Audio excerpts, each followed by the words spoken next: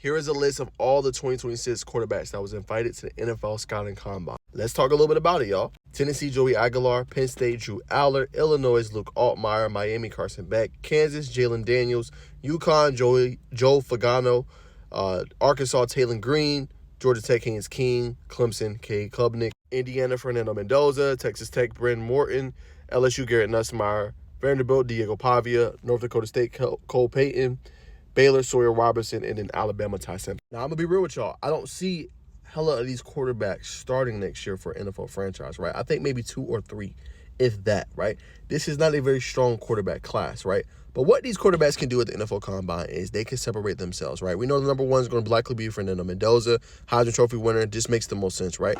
After that, it's up in the air. Dante Moore didn't come out. He was probably going to be that number 2 guy that came out of the draft. Number 2 could easily be Ty Simpson. It could be Drew Aller. It could be Carson Beck, right? Any of those guys, it could end up being, right? So if you Joey Aguilar, if you a Luke Altmaier, if you a Taylor Green, if you a Haynes King, if you're a Cade Klubnik, you have a shot to continue to improve your draft stock and stand out in the NFL Combine, right? And really make a name for yourself and potentially even be a first-round draft pick. There are going to be some, obviously, QB-needy teams, and there are going to also be some teams that reach for a quarterback. That's just what it is. Is it a strong draft, as I alluded to earlier? No, it is not. To me, the names to watch is Haynes King. I feel like he's a guy with how cerebral he is, how he approaches the game, his football IQ and acumen. He could be a guy that rises on draft boards. Is he going to be a first-round pick? No.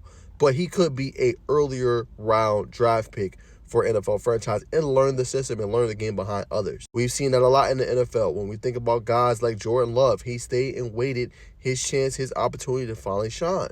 So there's several examples of that throughout, obviously, the league and guys improving and playing well. Aaron Rodgers is obviously another one. So that's my one. I think number 2, another guy that can improve his draft stock a good bit. I'm going to go Sawyer Robertson. I really feel like he's a guy that can continue to prove his draft stock, show how capable he can be, put up big numbers at Baylor, obviously performed at a high level for the Bears. He's a guy I think that can continue to improve his draft stock and take that next step, obviously, in his career and what he's doing, right? So he's another one I would say that I think can improve the draft stock of names that probably people are overlooking and not thinking about, obviously, too much.